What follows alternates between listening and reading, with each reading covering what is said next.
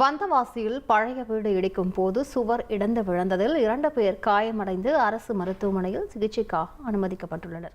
இது பற்றிய கூடுதல் விவரங்களை செய்தியாளர் சுரேஷ் வழங்கிக்கலாம். சுரேஷ் வணக்கம். தற்பொழுது அந்த 2 பேரும் எப்படி இருக்கிறார்கள், என்ன நடந்தது, விவரங்களை பதிவு பண்ணுங்க. வணக்கம். திருவண்ணாமலை மாவட்டம் வந்தவாசி யாதவர் தெருவில் பழைய வீடு இடிக்கும் போது சுவர் இடிந்து விழுந்ததில் 2 பேர் படுகாயமடைந்து வந்தவாசி அரசு மருத்துவமனையில் அனுமதிக்கப்பட்டுள்ளனர். வந்தவாசி யாதவர் தெருவை சேர்ந்தவர் ஏமலை. இவர் புதிய வீடு கட்டுவதற்கு பழைய வீட்டை இடித்துக் கொண்டிருந்தனர்.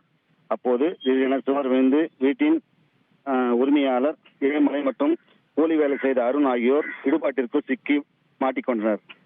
உடனடியாக தகவல் இருந்த வந்தவாசி தீயணைப்புத்துறை மற்றும் காவல்துறையினர் சம்பவ இடத்திற்கு சென்று சுவற்றில் மாட்டிக்கொண்ட காயமடைந்த ஏழுமலை மற்றும் அருண் ஆகியோர்களை மீட்டு சிகிச்சைக்காக வந்தவாசி அரசு மருத்துவமனைக்கு அனுப்பி வைத்து சிகிச்சை பெற்று வருகின்றனர். மேலும் இதுகுறித்து போலீசார் வழக்கு பதிவு செய்து விசாரணை செய்து வருகின்றனர். இச்சம்பவம் வந்தவாசி பகுதியில் பெரும் பரபரப்பை ஏற்படுத்தியுள்ளது.